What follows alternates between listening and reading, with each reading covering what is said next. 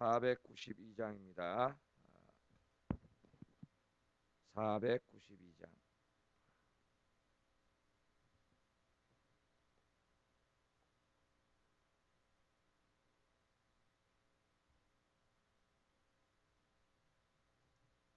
잠시 세상에 내가 살면서 항상 찬송 부르다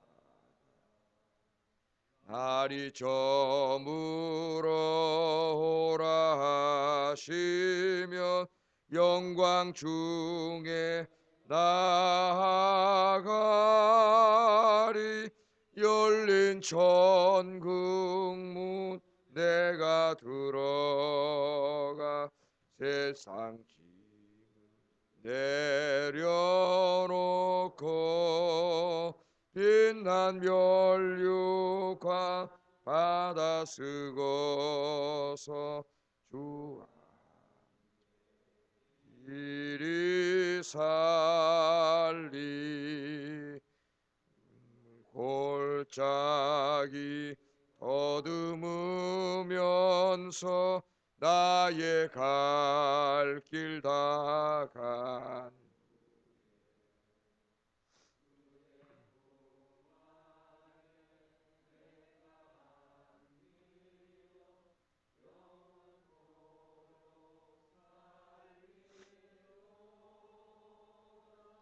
열린 천국 문 내가 들어가 세상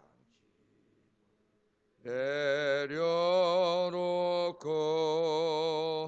빛난 멸류관 받아 쓰고서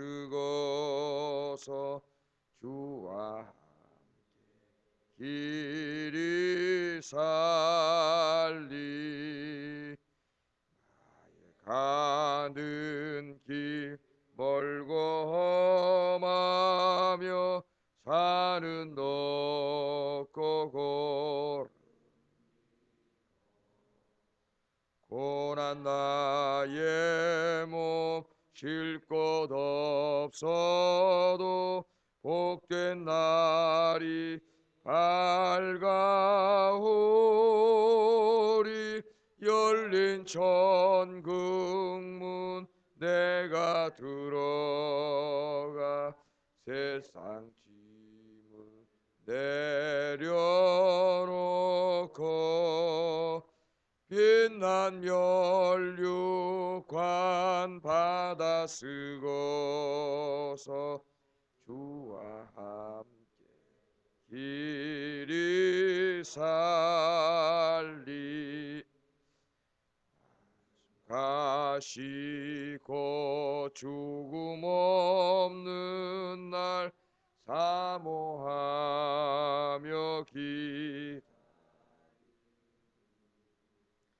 내가 그리던 주를 배울 때 나의 기쁨 넘치리라. 열린 천국 문 내가 들어가 세상 짐을 내려놓고 빛난 멸류관 받아 쓰고.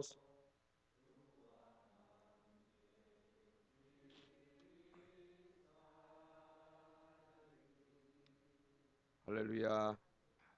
하나님 말씀은 시편 49편입니다.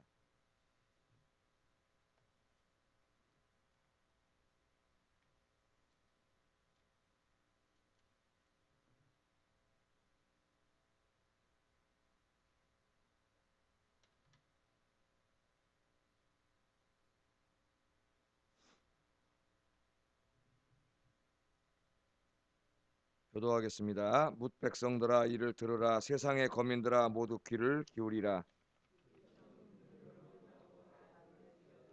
내 입은 지혜를 말하겠고 내 마음은 명철을 작은 소리로 읊조리리로다.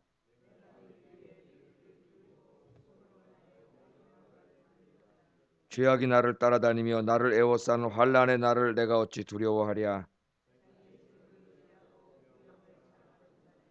아무도 자기의 형제를 구원하지 못하며 그를 위한 속전을 하나님께 바치지도 못할 것은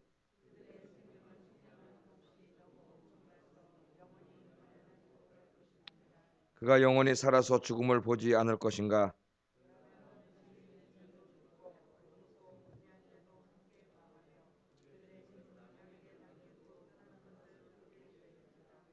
그러나 그들의 속 생각에 그들의 집은 영원히 있고 그들의 거처는 대대에 이르리라 하여 그들의 토지를 자기 이름으로 부르도다.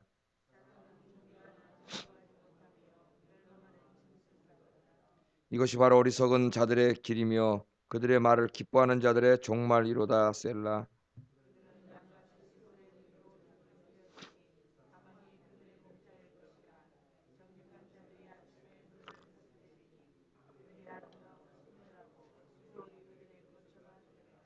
그러나 하나님은 나를 영접하시리니 이러므로 내 영혼을 수월의 권세에서 건져내시리로다.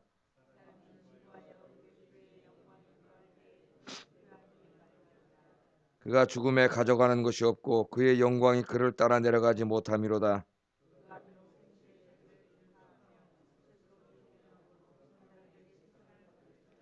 그들은 그들의 역대 조상들에게로 돌아가리니 영원히 빛을 보지 못하리로다. 존귀하나 깨닫지 못하는 사람은 멸망하는 짐승 같도다. 아멘. 예, 오늘 이 말씀 가지고 공술의 공수고 그런 주제로 말씀 전하겠습니다. 우리 인생의 진리인 것 같아요. 공술의 공수고. 우리는 다 빈손으로 왔습니다. 여러분 가져올 때 뭐 가져온 거 하나도 없어요. 근데 지금 뭐 조금이라도 갖고 계시잖아요. 빈손으로 왔는데 또 갈 때도 아무것도 못 가져갑니다. 갈 때 다 놓고 가야 됩니다. 여기 뭐 아무리 집이 많고 땅이 있고 통장에 돈이 많아도 그 가져갈 수 있는 사람 아무도 없습니다. 갈 때는 그냥 자기 묻힐 조그만 땅 하나 필요하고 요새는 대부분 화장하기 때문에 그 유골함 들어갈 조그만 것 외에는 아무것도 필요가 없습니다. 우리 빈손으로 왔다가 빈손으로 가는 존재임을 깨달아라. 그게 오늘 시편 이 49편의 이 주제입니다. 지난 한 주간 명절을 맞이하면서 이 죽음과 상당히 가까이 했던 한 주간이 아닌가 제가 그런 생각이. 죽음과 가까이 한 주간을 보냈어요. 에, 오랜만에 이제 저희 장모님 장인어른 묘소에 가가지고 이렇게 갔다가 오는 중에 또 저희 어머니 비도가시다 그래가지고 이렇게 우리 누님들이 119를 이렇게 실어서 병원에 오고 저는 또 병원으로 가가지고 이렇게 있다가 의사가 이제 뭐 위도가시다 그래가지고 있다가 또 조금 좋아지시다가 뭐 이렇게 한 주간을 보내고 그 이제 병원에서 하룻밤 새고 갓에서 이렇게 앉으면서 하여튼 그 강북 삼성병원 그 뜰에 앉아가지고 하늘을 보면서 천국에 대해서 굉장히 많이 생각을 했습니다. 천국과 또 천국이 이루어지기 전에 우리 영혼이 가서 안식하게 될 이 낙원에 대해서 어, 제일 많이 한번 생각해 본 것 같아요. 거기에 대해서. 저희 어머니 돌아가시면은 낙원에 신학적으로 사색을 해봤죠. 낙원은 하늘나라는 우리가 멀리 떨어진 것이 아니라 이것을 이렇게 중첩돼 우리가 보지 못하지만은 성도들의 교제를 고백하잖아요. 아까 신앙 고백할 때도 예? 우리가 성도의 교제를 고백했지 않습니까? 함께 교통할 수는 없지만은 서로 이렇게 볼 수는 없지만 함께 있겠지. 뭐 이런 생각들을 많이 했어요. 죽음에 대해서. 그 저희들 이렇게 한번 가가지고 저희 장모님 장인어른 묘사 그 옆에 묘사 한번 비석을 제가 한번 읽어봤어요. 비석을 읽었더니 야, 참 기가 막힌 부부더라고요. 그 부부는 결혼을 하셔가지고 남편이 1947년에 돌아가셨어요. 남편이 죽은 날은 1947년이에요. 그런데 그 부인이 죽어서 묻힌 날은 1989년이에요. 계산을 해보니까는 42년을 과부로 살았더라고요. 이분이. 남편이 죽고 47년도에 죽고 그다음에 89년도에 죽었으니까 42년을 남편은 젊어서 먼저 보내고 그렇게 산 부부야. 거기 가서 처음으로 한번 읽어봤더니 그런 부부가 거기 이렇게 교회 다니는 분인데 그렇게 있더라고요. 우리가 가서 이렇게 묘지를 볼 때마다 우리 인생의 중요한 진리를 하나 배우게 됩니다. 이게 뭐냐면은 무덤이 우리에게 보여주는 인생의 진리는 죽음입니다. 죽음. 인간은 죽는다는 거예요. 우리 언젠가는 저기에 묻힌다는 겁니다. 여러분 진리입니까? 거기 안 묻힐 사람 있어요? 잠시 잠깐 오면은 시간은 금방 지나가고 우리 지나간 시간을 되돌아보면 시간은 정말 금방 지나가는데 남은 시간이 정말 얼마 남지 않았습니다. 우리가 저기에 묻힌다는 걸 우리에게 보여줘요. 이 샌프란시스코 공동묘지에 있는 조세프라는 사람의 무덤이 있는데 누가 이 묘비에 있는 글을 보고 올려놔가지고 우리 목사님들이 설교 때 자주 인용하는 문구가 있습니다. 조세프라는 사람의 문구 재밌는 이런 문구가 쓰였는데 여러분 묘비에다 뭐라고 쓰고 싶으세요? 이런 문구가 있답니다. 이렇게 죽을 줄은 알았지만 이처럼 빨리 죽을 줄은 몰랐다. 이게 써있다는 거예요. 여러분 진리 아니겠어요? 죽을 줄은 알아요 자기도. 그런데 죽음이 이렇게 나와는 먼 것처럼 느껴집니다. 관계없는 것처럼 느껴져요. 이 사람이 죽으면서 이렇게 죽을 줄은 알았지만 이렇게 빨리 죽을 줄은 몰랐다. 어느 날 죽음이 문득 다가오는데 오늘 밤에 올 수도 있고 내일 밤에 올 수도 있고 한 달 후에 찾아올 수도 있습니다. 그래서 여러분 늘 우리 그리스도인들은 죽음을 준비해야 돼요. 준비. 마음으로 하나님 앞에서. 안 그러면 갑자기 문득 죽음이 찾아오면 당황하게 됩니다. 이 시편 이 49편의 주제가 이 죽음이에요. 죽음. 시편 저자는 이 땅에서의 삶이 영원하지 못하다는 것을 가르침으로써 인생을 좀 더 가치 있고 풍요롭게 살 수 있는 비결을 가르치고 있습니다. 전도서와 같아요. 오늘 시편 49편은 전도서를 요약해 놓은 것과 같습니다. 아마 집중해서 읽으신 분은 느꼈을 거예요. 아까 우리 교독할 때 전도서를 이렇게 하나의 시편으로 기도로 묶어 놓은 것 같아요. 전도서는 12장까지 있지 않습니까? 시편 49편을 여러분 한번 20절까지 있으니 암송해 보세요. 전도서 요약이에요. 요약. 인생의 중요한 진리를 우리에게 가르쳐줘요. 인간은 죽는다는 겁니다.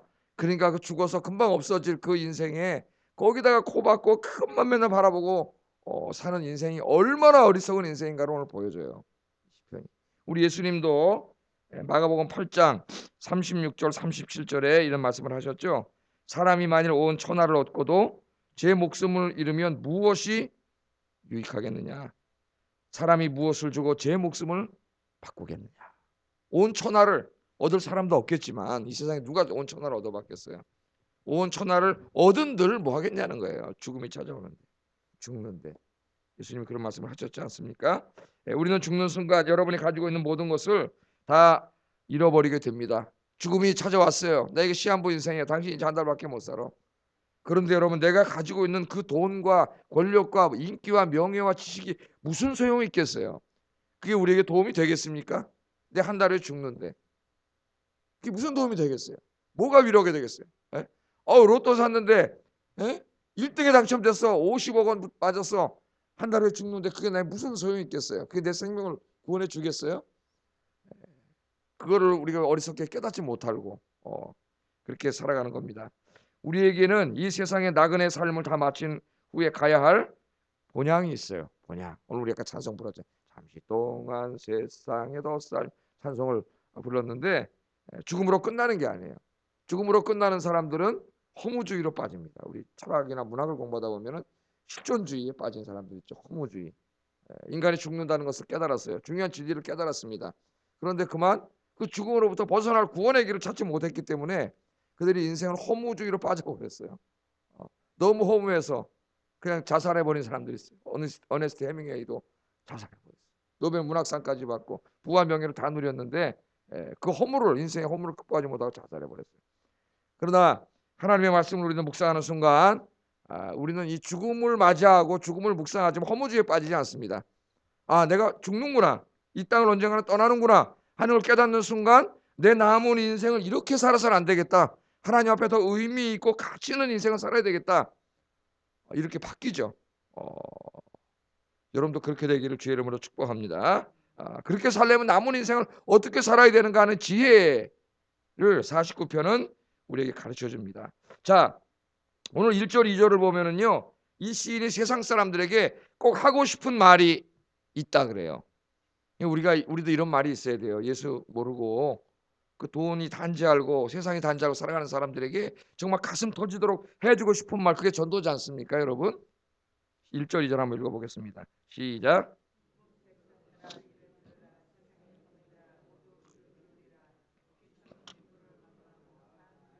예.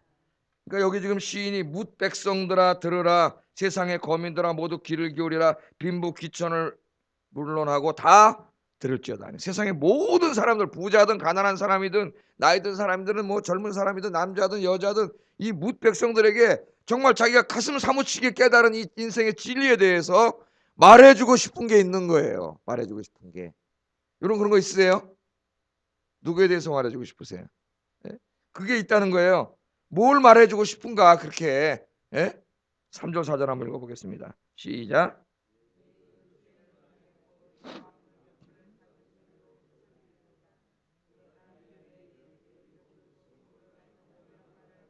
예.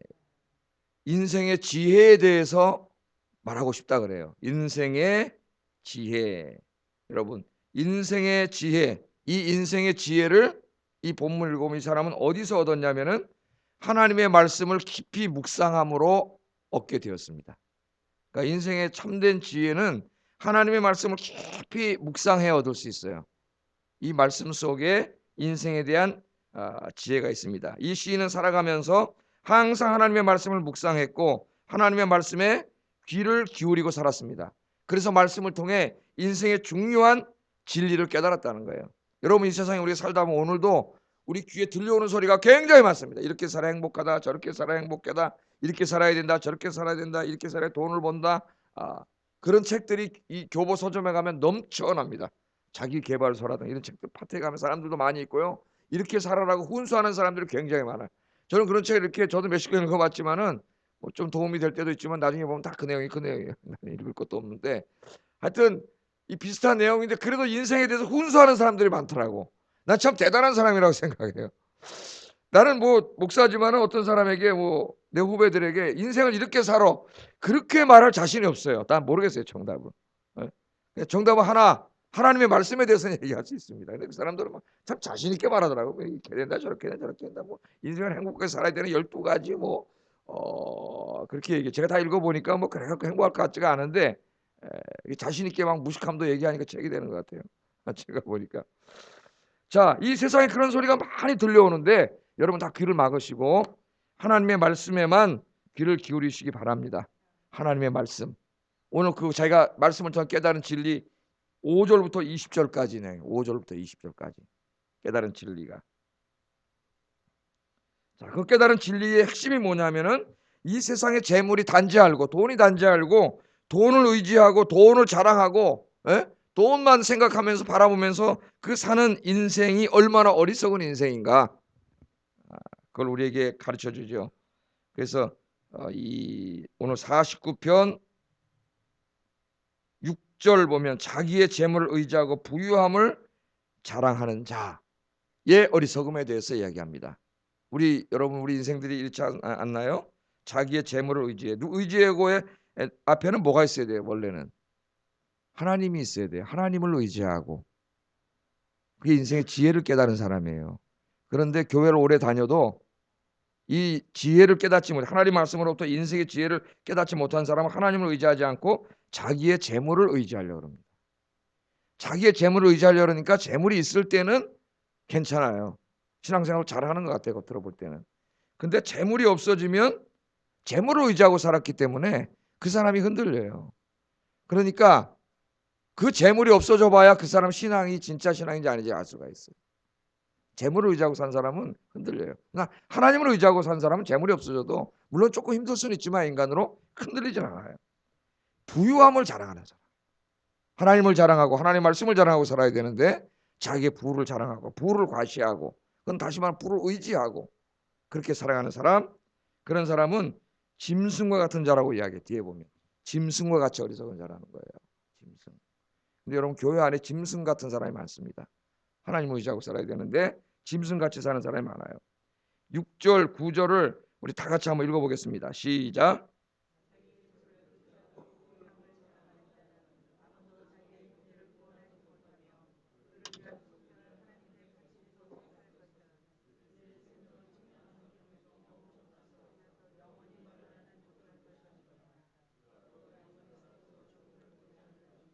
예, 자기의 재물을 의지하고 부유함을 자랑하는 자의 어리석음인데 그 재물과 부가 결국은 뭐를 못한다는 거예요. 우리에게.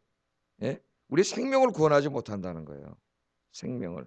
두 가지 의미로 오는데 하나는 우리에게 죽음이 다가왔을 때 그 죽음의 문제 해결해 주지 못하는 것이고, 하나는 더 궁극적으로는 우리의 영혼을 구원하지 못한다는 겁니다. 이 돈이, 여러분 우리 자본주의 사회에 살고 있습니다.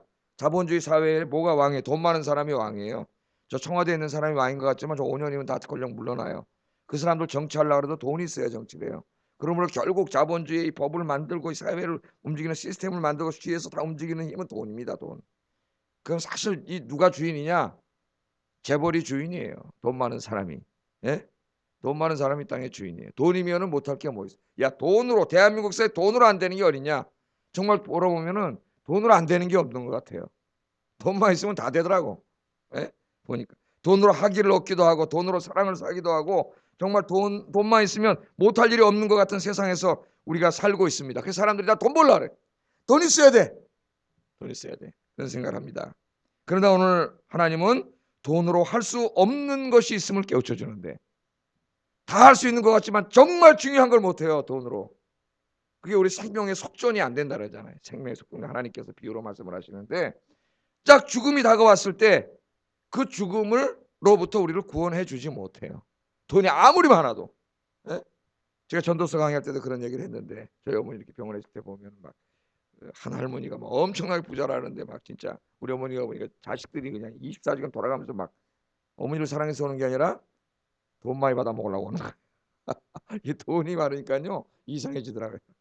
계속 오는데 재산이 엄청나게 많대요. 돈밖에 몰라. 아, 돈밖에.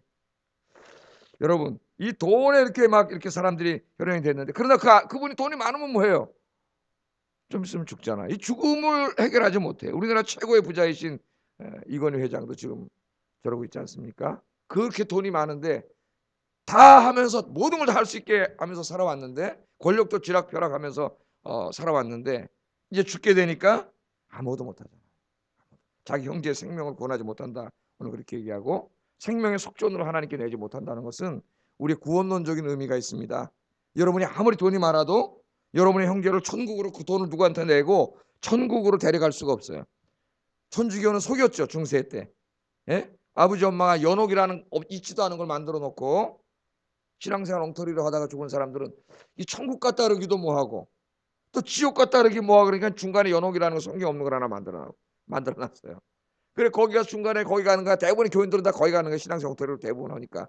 예? 거기 가서 막 그냥 한마디로 말하면 막 고생하고 막 훈련받고 막 군대 끌려가는 것처럼 막 이렇게 하다가, 예? 여기서 자식들이 헌금 많이 내면 천국으로 싹 간다는 거예요. 천국이 거짓말 시킨 거예요. 거짓말.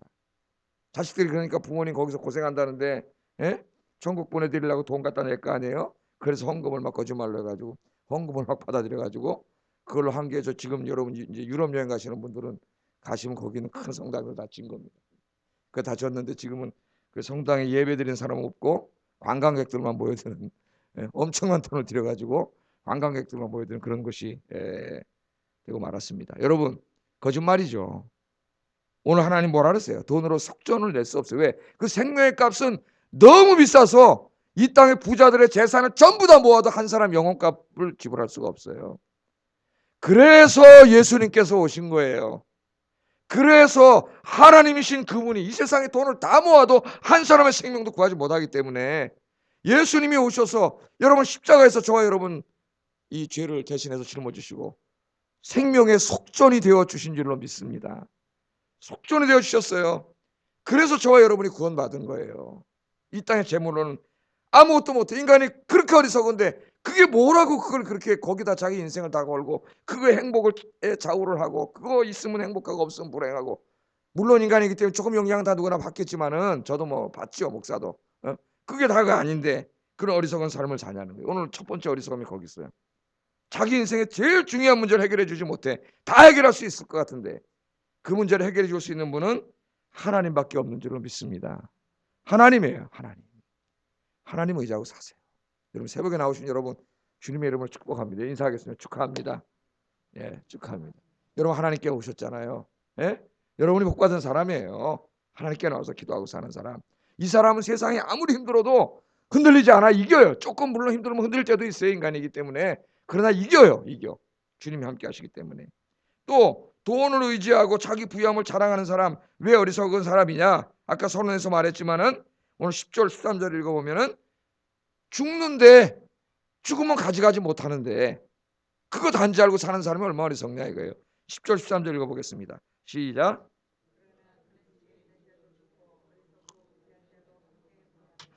그들의 재물은 남에게 남겨두고 떠나는 것을 보게 되리로다. 그러나 그들의 속 생각에 그들의 입은 영원히 있고 그들의 거처는 대대에 이르리라 하여 그들의 토지를 자기 이름으로 부르도다. 이것이 바로 어리석은 자들의 길이며 그들의 말을 기뻐하는 자들의 종말이로다. 아주 명쾌하게 전도서를 요 3절에 다 묶어놓은 것 같아요. 이 말씀에 보면 여기에 다 묶어놓지 않았습니까? 우리가 죽잖아요. 죽어요. 안 죽을 사람이 없어요. 그런데 사람들은요, 죽음의 문턱에 이르기까지는 자기가 죽는다는 것을 피부로 느끼지 못하는 이 어리석음이 있습니다. 그래서 제가 그 죽음에 대한 책들을 목사니까 많이 읽어봐요. 지금도 죽음이라는 주제가 사요. 죽음에 대해서 예수 안 믿는 사람, 학자들, 뭐 문학가들 어떻게 생각하는지, 철학자들 어떻게 생각하는지 제가 자꾸 읽어봐요. 설교를 제가 읽고 이제 얘기하는 거는 다 머릿속에 녹여가지고 다시 여러분에게 제가 이렇게 전달을 해주는데, 이 죽음이라고 하는 것이 말이죠, 인생의 제일 중요한 걸 사람들이 언제 깨닫냐면은 죽기 직전에 깨닫는다. 죽기 직전에. 내 가까운 사람들을 더 많이 사랑해야 되는데, 더 많이 이해하고 용서했어야 되는데, 더 많이 자주 만났어야 되는데, 이런 중요한 인생의 진리들을 정말 인간이 미리 깨달았으면 얼마나 행복하게 살까. 가족 간에, 부부 간에, 가까운 안에, 교회 안에, 특별히 교회 안에서 뭘 싸울 게 있어요. 교인들끼리. 목사와 성도 간에 무슨 갈등할 게 있어요. 더 사랑해주고 살아야 될 사람들인데, 그런데 이거를 깨닫지 못하다가 죽음의 문턱에 가서 깨닫는다는 거예요. 이제 죽으려고 하면 내가 잘못 살았구나. 이걸 미리 깨달아야 되는데, 여러분 오늘 제가 설교하니까 여러분 오늘 깨달으시기를 주의 이름으로 축복합니다. 여러분 인생 좀 돌아보세요. 오늘 가까이 있는 사람부터 내가 잘하고 있는지, 전화 연락이라도 잘하고 있는지 한번 돌아보세요.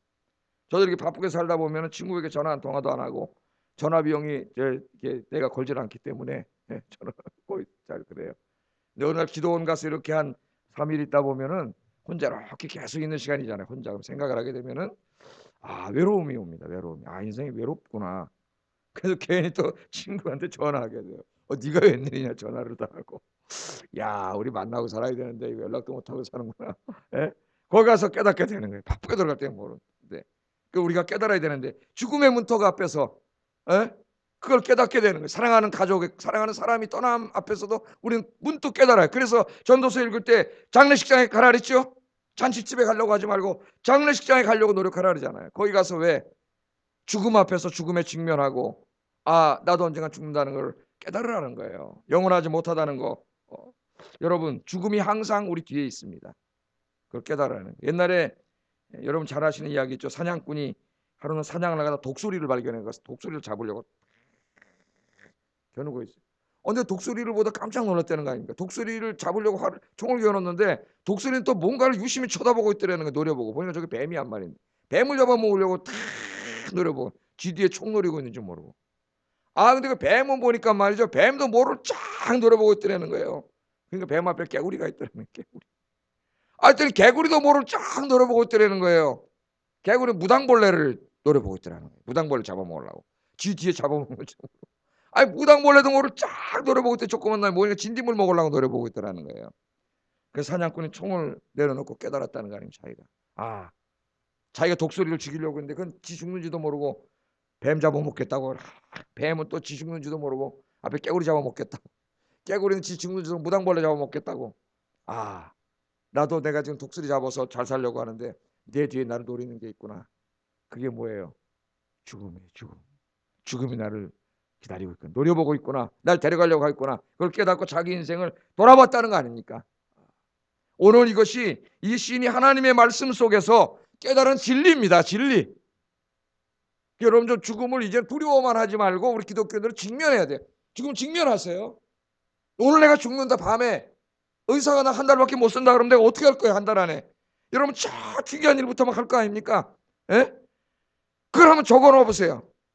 그리고 그렇게 사세요. 오늘 한참 남았을 때 후회하지 말고. 한 달 남았을 때 어떡하지? 그때 아파서 움직이지 못하고 병상에 누워가지고 그러지 말고 한 달 남았다 그러면 내가 뭘 할 건가 생각해보고 내 사람, 내 아내, 남편, 자녀들, 주변 사람들, 교인들 어떻게 할 것인가 적어놓고 한번 그렇게 살아보세요.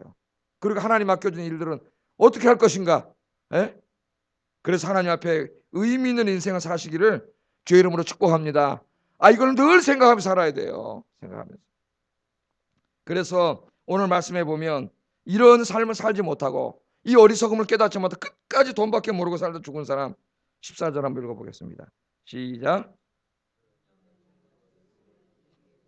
사망이 그들의 목자일 것이라. 정직한 자들이 아침에 그들을 다스리리니 그들의 아름다움은 소멸하고 수월이 그들의 거처가 되리라.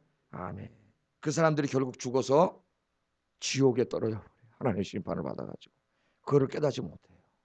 지옥불에 떨어져 버려요. 그러나 하나님을 그것을 깨닫고 오늘 아침에 여러분 이 말씀을 깨닫고 자기의 인생을 내가 잘못된 길로 가고 있구나 깨닫고 바른 길로 오늘부터 돌아서서 하나님으로 향한 사람은 어떻게 되는가? 15절 한번 읽어보겠습니다. 15절 시작.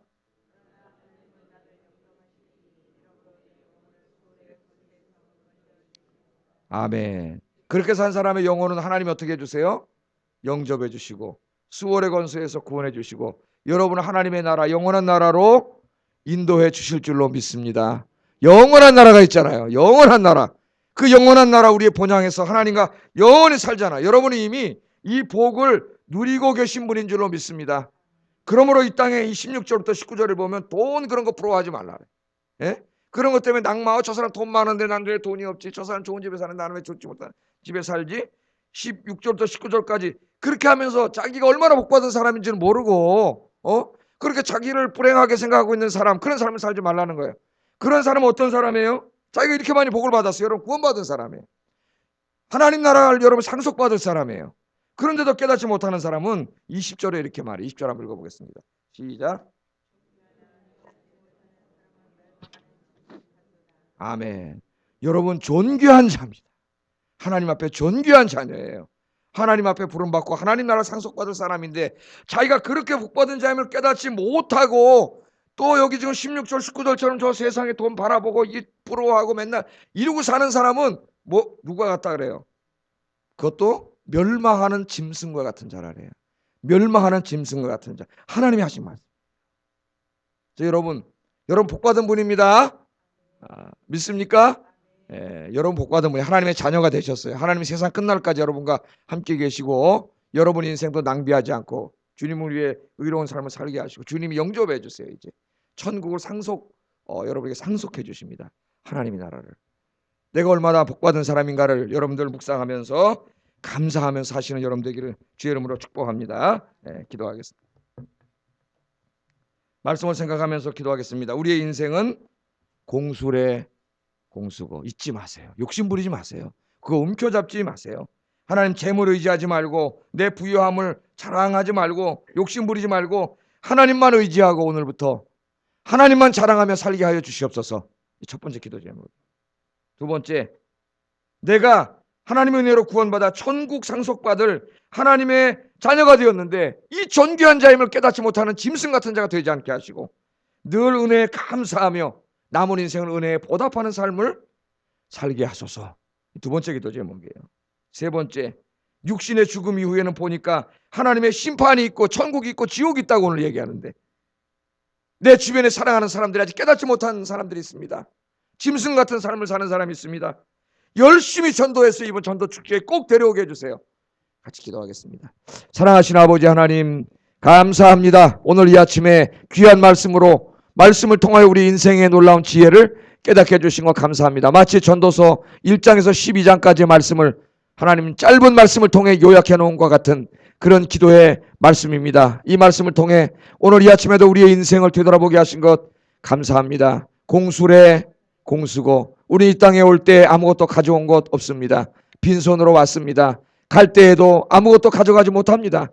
내 사랑하는 사람들이 있지만 그들과 함께 가지도 못합니다. 우리는 모두 이 땅에 왔다가 외롭게 쓸쓸히 고독하게 혼자 이 세상을 떠나야 하는 그러한 존재입니다.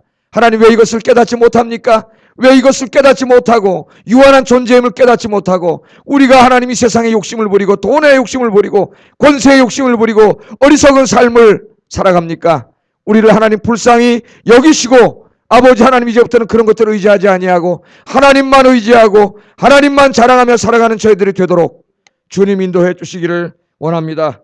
우리는 이제 특별히 하나님의 은혜로 구원받아 천국을 상속받을 은혜 받은 자가 되었습니다. 존귀한 자가 되었습니다. 그런데도 세상을 부러워하는 삶을 사는 짐승 같은 사람들이 있습니다.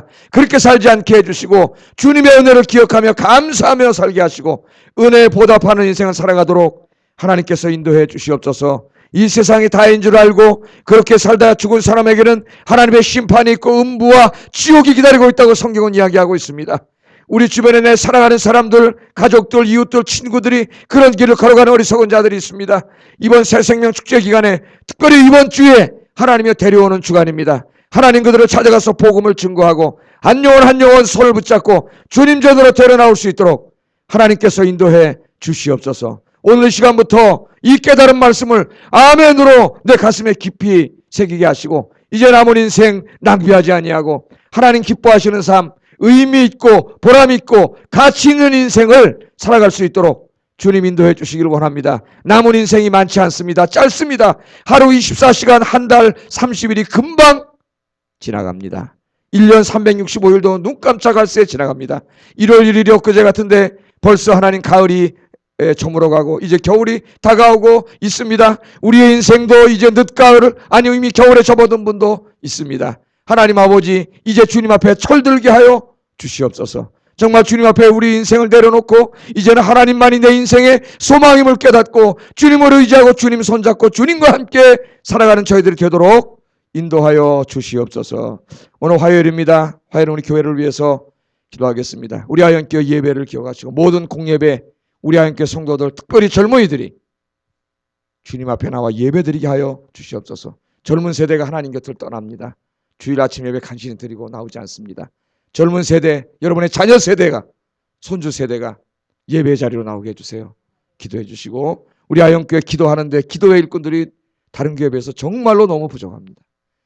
기도의 일꾼들을 보내주시고 기도의 용사들을 보내주시고 기도원의 300명의 용사들, 기도의 용사들, 새벽 기도의 용사들을 보내주시고 깨워달라고 교회를 위해서 기도하시고 말씀 양육과 제자 사역 그리고 또 어려운 이웃들을 돕는 일에 더 힘쓰는 교회 되게 해달라고 기도하겠습니다. 사랑하신 아버지 하나님 감사합니다. 사랑의 아버지 하나님이여 특별히 우리 하영교회를 기억하시고 4대 핵심 사역을 위해서 기도합니다. 하나님의 하영교회 예배를 위해서 기도합니다. 예배가 살아있는 교회, 예배 가운데 성령의 역사가 강하게 역사하시고 하나님의 영이 임재하시는 살아있는 예배, 치유와 회복이 일어나는 예배, 구원이 일어나고 생명이 살아나는 예배가 되도록 인도해 주시되 많은 성도들이 아버지 하나님의 예배 때마다 공예배 때마다 주의 전으로 몰려오게 하시고 특별히 우리의 자녀 세대들이 하나님의 주님 앞에 나와 예배드리는 세대가 되게 하여 주시옵소서.